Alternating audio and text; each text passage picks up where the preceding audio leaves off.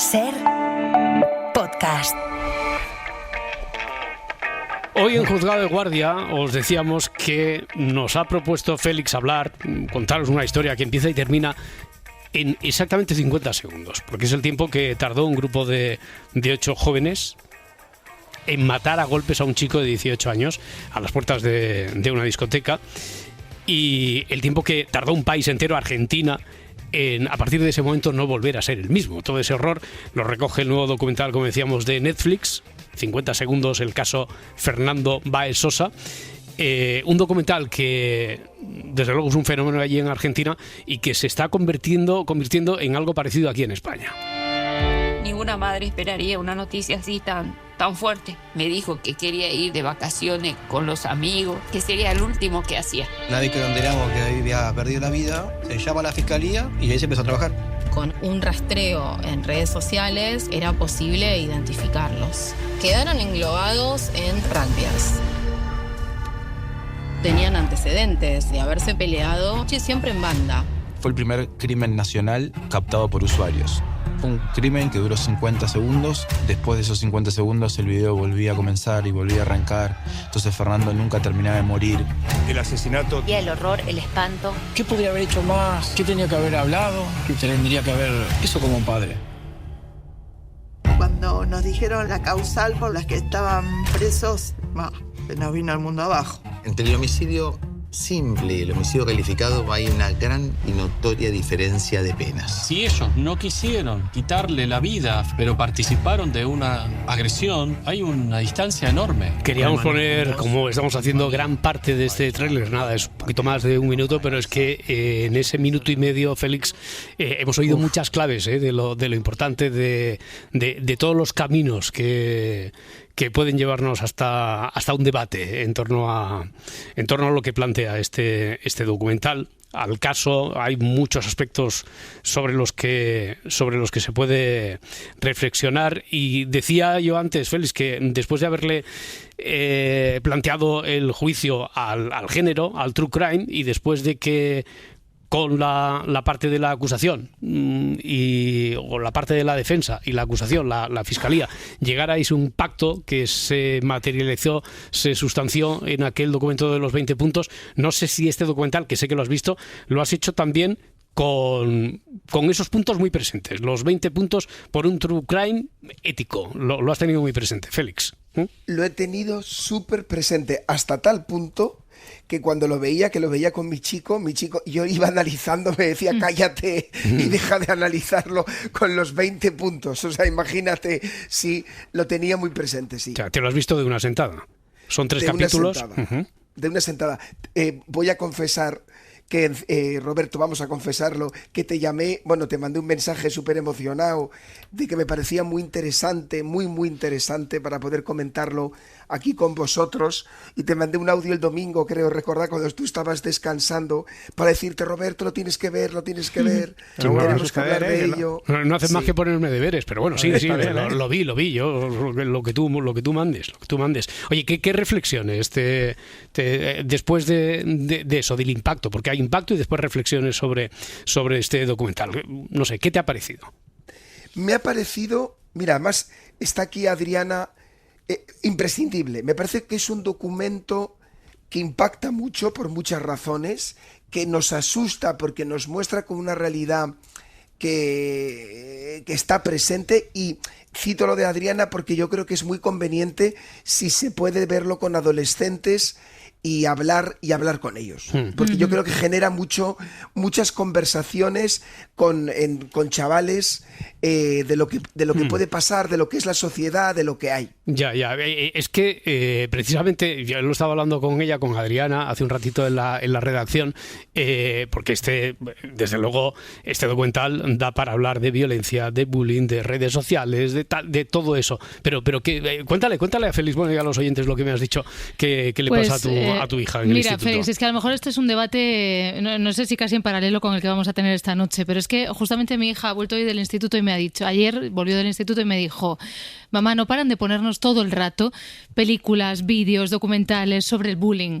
Llega un momento en el que no sé si están intentando que no lo hagamos o nos están dando ideas.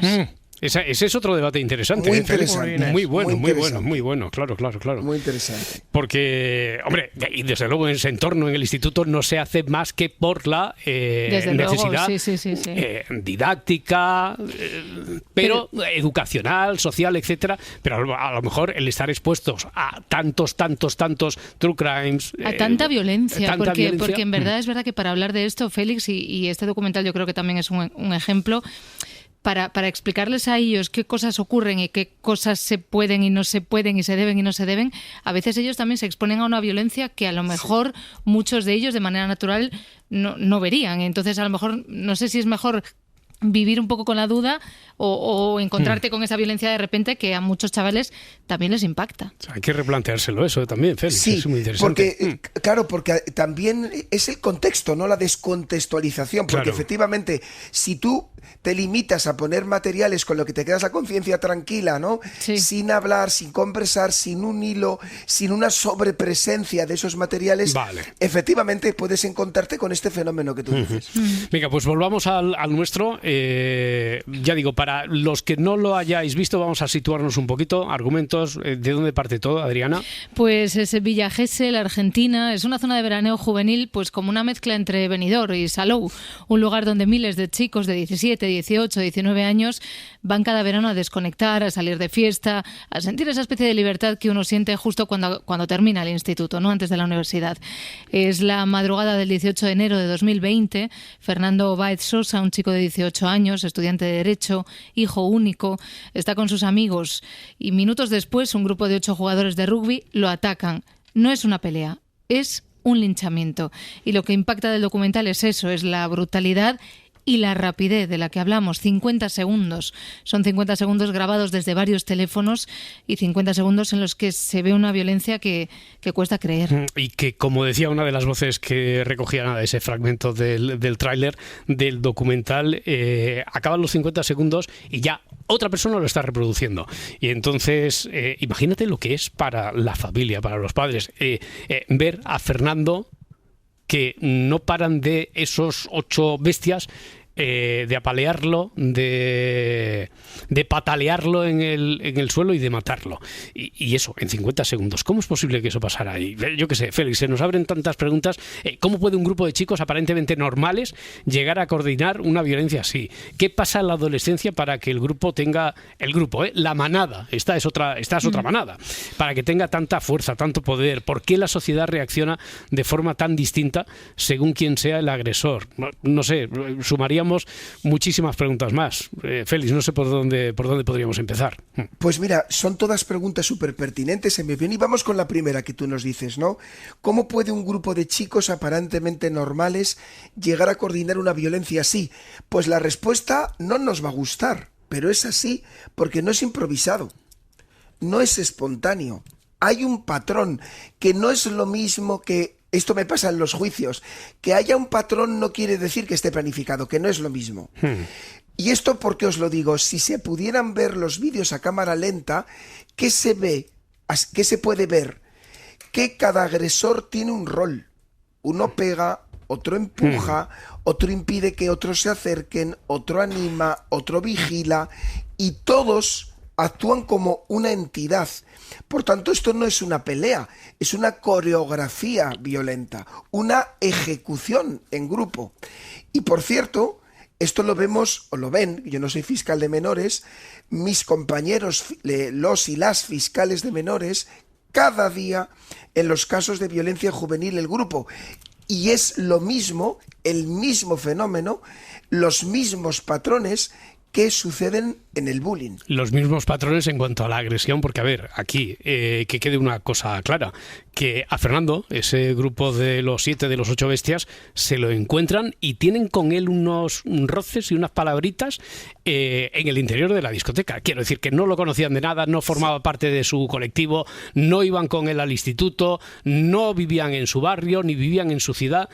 Ahí estaría, quiero decir que la presión y la agresión de los que atacan a un compañero de colegio, ¿no? A lo que hablamos de la violencia esta del bullying, tiene ese otro factor. Pero aquí después dices que en cuanto a la coreografía, actúan la manada igual que se actúan en los casos de bullying, exactamente igual. Efectivamente. Ya. Efectivamente.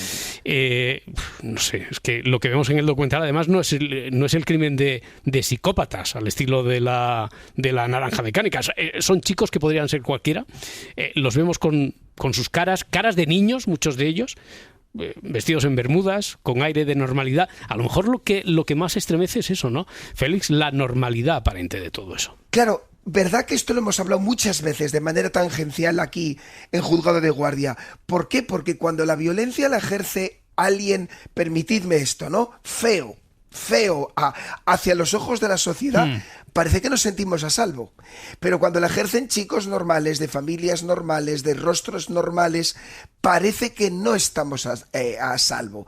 Estamos de algo mucho más inquietante, de un fenómeno humano, y ya no es cosa de monstruos, empieza a ser cosas de chicos normales. Entonces no estamos a salvo, ni nuestros hijos, ni nuestros alumnos, ni nuestros barrios, ni nosotros mismos. También nuestros hijos pueden no ser las víctimas, sino también ser los agresores. Ya, y entonces, a ver, no sé, vayamos a la esencia, al corazón oscuro del caso que dices tú.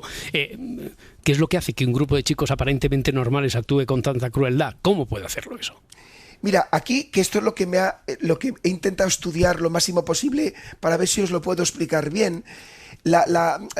Los científicos, los psicólogos, ¿no?, consideran que en estos casos, Roberto, se activan 3 mecanismos psicológicos que se dan de manera simultánea. Primero, la identidad individual se disuelve, es decir, un adolescente por sí solo puede tener miedo y miedo a pelearse, es obvio, pero un adolescente dentro de un grupo tiene una especie de escudo invisible. Lo que haga uno no es suyo, es del grupo. Esa es la primera trampa. Se diluye el yo, se pierde el yo. En segundo lugar, el grupo da permiso, y ese es el concepto más brutal. Nadie pega una patada mortal si antes el grupo no le ha dado una especie de permiso simbólico. Ese permiso se traduce en una mirada, un grito, una expresión, dale, dale. Con eso se baja el freno moral. Por eso suelen decir los criminólogos que la violencia en manada en realidad no es la suma de varias, sino ejerce un efecto multiplicador. Y tercero y último, la responsabilidad se diluye. El famoso, que aquí se ve muchísimo en el documental, para los chavales y sus familias, de yo solo le di un golpe. El yo solo estaba al lado. Este pensamiento es peligrosísimo porque 8, solo un golpe, matan a una persona. Y en Villa Gesell esto fue lo que ocurrió. Esto es lo mismo, si os suena, de lo que ocurre en el bullying. Es exactamente lo que ocurre, pero en otra escala. Ya, es que precisamente me estaba apuntando Adriana, a ver, que habéis pasado de puntillas demasiado esto de las similitudes que tiene con el bullying. A lo mejor lo tienes tú eso más sistematizado. ¿Similitudes en qué exactamente? ¿Por qué? Porque decíamos, la diferencia es que no conocen a la víctima de nada, pero entonces las coincidencias ¿en qué están? ¿Dónde están? Y chicos, permitidme que os diga esto, en Fiscalía de Menores están muy preocupados por el fenómeno del bullying, por lo que significa. Pues exactamente, se replica la misma estructura. Primero, se elige una víctima por ser diferente. 2, se legitima el daño, solo es una broma. 3, el grupo crece alrededor del agresor. 4, los espectadores no intervienen. 5, la violencia se normaliza. Y 6, la víctima queda sola. Igual que pasó, todo esto que estás diciendo. Efectivamente. Igual que pasó allí en Villa Gesell. Félix, es verdad que es preocupante, no me extraña que la Fiscalía esté preocupada. ¿Por qué estos fenómenos de violencia grupal les afectan tanto, especialmente a este sector de la población del que hablamos, a los adolescentes? No sé si se sabe por qué ellos son pues especialmente vulnerables a esto que estás contando de lo de la lógica del grupo. Efectivamente, es muy importante transmitir el mensaje que no es que tengamos unos adolescentes peores que en otra época. Estos mensajes no les vamos a formular desde aquí.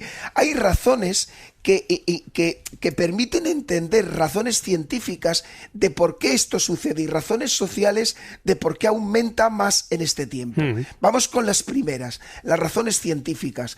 Las 3, Adriana, están estudiadísimas en neurociencia y en psicología evolutiva. no soy un experto ni pretendo serlo. Si hay alguno que nos está escuchando, le pido 1000 veces perdón. Bueno, a ver, no eres un experto, pero te has tenido que documentar muchas otras veces por tu trabajo y hoy específicamente también para esto. Efectivamente. O sea, que eres nuestra voz legitimada, algo más que legitimada. Gracias, Robert. El primero, el cerebro de un adolescente no está terminado. ¿A qué me refiero? Evolutivamente. No estoy seguro del número exacto, pero la mayoría de los estudios sitúan la maduración completa del lóbulo prefrontal, que es donde se encuentra el freno moral, en la edad de entre los 21 y los 25 años. ¿Por qué esta parte, chicos, del cerebro es importante? Porque es la que se encarga de poner límites, evaluar las consecuencias, determinar que esto no me compense. Y por tanto, es donde está eso de que ir en contra del grupo cuando el grupo se equivoca. Por tanto, podemos decir que en la adolescencia este freno está en obras. Funciona, pero no a pleno rendimiento. Por eso un adulto puede pensar, si hago esto puedo matar a alguien, puedo ir a prisión, puedo arruinar mi vida y la de mi familia. Y en un adolescente todo eso quedaría aquí. Si no lo hago, quedo mal delante de mis amigos. Claro, entonces la cabeza de un adolescente pues sabe que algo está mal, pero es verdad que no tiene la misma capacidad que tiene un adulto para parar ese primer impulso. Efectivamente, no es que no tengan valores, es que tienen menos freno para defender esos valores contra la presión del grupo. Y aquí viene el segundo, que el sistema emocional está sobreactivado. Esto lo vais a entender cuando recordemos nuestra adolescencia, ¿no? En la adolescencia, ¿qué sentimos? Más que nada, la vergüenza, el miedo a hacer el ridículo, el pánico a quedarse fuera del grupo y la necesidad de gustar todo al mismo tiempo. Y todo ello, chicos, si lo recordáis, en una intensidad enorme. ¿Por qué? Porque el cerebro adolescente reacciona muchísimo a todo lo que suponga aceptación o rechazo. Que un grupo se ría de ti te duele casi físicamente, y que el grupo te aplauda da un subidón que es casi adictivo. Por eso la violencia en grupo engancha, porque se vive como un espectáculo donde uno puede ganar aplausos, risa y admiración a costa de otros. Ya, eso quiere decir, si te intento interpretarte bien, que el agresor, por ejemplo, en estos casos de bullying, en este caso del que estamos hablando, no es que disfrute del daño, o no solo disfruta del daño que está provocando, sino que disfruta de ver la reacción, de pertenecer a ese grupo y cómo está reaccionando ese grupo respecto a lo que él está haciendo o cómo él está participando de esa acción. Esa es la clave, Roberto. Se causa daño para ver la reacción del grupo, si no, no se haría. ¿Por qué? Porque refuerza el liderazgo juvenil del protagonista. El objetivo muchas veces solo es secundario el humillar a la víctima, sino es brillar ante los demás. La víctima es el instrumento, y esto es terrible porque la deshumaniza más. ¿Y esto por qué es? Porque el grupo sustituye a la familia. Yo me acuerdo, a mí mi familia me caía mal cuando era adolescente, ¿no? Te lo diría así, en la infancia lo que diga mamá o papá es ley. En la adolescencia lo que diga el grupo es ley. Un no del grupo duele más que un no de los padres. Neurocientíficamente se ha visto algo muy curioso. Las zonas del cerebro que se activan cuando nos rechazan socialmente son muy parecidas a las del dolor físico. El rechazo duele. Por eso, para un adolescente, desmarcarse del grupo y decir yo esto no lo hago, se vive casi como una pequeña amputación. Es casi como perder un trozo de uno mismo. Oye, estaba pensando ahora en lo que comentaba Adriana, de la reflexión esa tan interesante que hizo su hija, porque hay que añadirle todo eso que nos estás contando y claro, ahora se entiende, si en esa clase donde le van a poner el documental, donde viene a lo mejor un experto, una experta pedagoga y tal, el lenguaje, si se simplifica mucho el mensaje de no, es que tenéis que plantaros, tenéis que poneros ahí enfrente y decir, basta, no es tan fácil, es fácil para nosotros decirlo, pero para el adolescente que puede ver cómo le desgajan de su pertenencia al grupo, eso es dificilísimo, eso es durísimo, ¿no? De llevarlo a cabo. Félix. Totalmente. Y por eso el mensaje tiene que ser a los adolescentes: no sois peores que en otra época, las circunstancias son distintas. Por eso el acto más valiente donde tenemos que educar a nuestros chavales no es atreverse a ser el raro, el que no sigue la corriente, el que se va, el que llama a un adulto, el que rompe el círculo. Porque si juntamos las tres cosas que hemos visto, un freno moral a un inmaduro, emociones a flor de piel y un grupo que se convierte en tu mundo, entendemos casos como el de Fernando Vaz Sosa o muchos episodios del bullying. No son locuras inexplicables, son un cóctel o la consecuencia de algo que se ha ido mezclando durante años. Tengo una cosa clara, que Adriana está esperando a que cuando llegue a casa que se levante su hija y contarle 3 o 4 cositas. Total. Sí, ese va a ser el desayuno en nada, en 3 horas. Oye, tenemos que hablar de tantas otras cosas, mientras además habrá muchas más personas de los que nos oyen, muchos más oyentes que hayan visto y tengan más motivos para saber de dónde viene cada una de tus reflexiones al respecto, porque habrán visto, y seguro que si no les ha llegado, porque se está comentando mucho este documental. Tenemos que hablar también de si a esos jóvenes, y esto entraremos un poquito más en detalle la próxima semana, si estos jóvenes, los de hoy en día, además viven en un modelo donde todo es competición, comparación, presión, escaparates, y no sé si ese es otro factor diferenciador, quizá de otras generaciones, quizá de otros tiempos, y no sé hasta qué punto le influye fenómenos como estos y las redes que nos rodean. Si eso, tú crees, hazme un avance, si eso puede ayudar a aumentar el problema, Félix. Rotundamente sí. Rotundamente sí. Bueno, pues seguimos la próxima semana. Adriana, por favor, ¿tienes claro qué le vas a decir? Hombre, me voy a llevar el guión a casa, no os digo más. Vale, o sea... ¿tendría que ver Adriana este documental? Sí, con por favor, vale, Adriana, vale. por favor. Palabra, con mi hija, Félix. Palabra de Félix, con tu hija, vale, con tu hija. Vale. Sí, y ya nos cuentas. Venga, os lo cuento. Vale, la violencia es muy explícita, la que está grabada, pero no es tan explícita en cómo la expone el documental, ¿verdad? Vale. Es lo suficiente para saber que es una violencia brutal, pero no tan explícita como para que un adolescente no pueda verlo. Y aplicar los principios, Adriana, a ver lo que ves de los principios. Venga, que la semana que viene os lo día. cuento. Hecho. Félix Martín, fiscal, un abrazo, amigo, hasta la próxima. Un abrazo inmenso, chicos. Si amanece, nos vamos. Para no perderte ningún episodio, síguenos en la aplicación o la web de la SER, Podium Podcast o tu plataforma de audio favorita.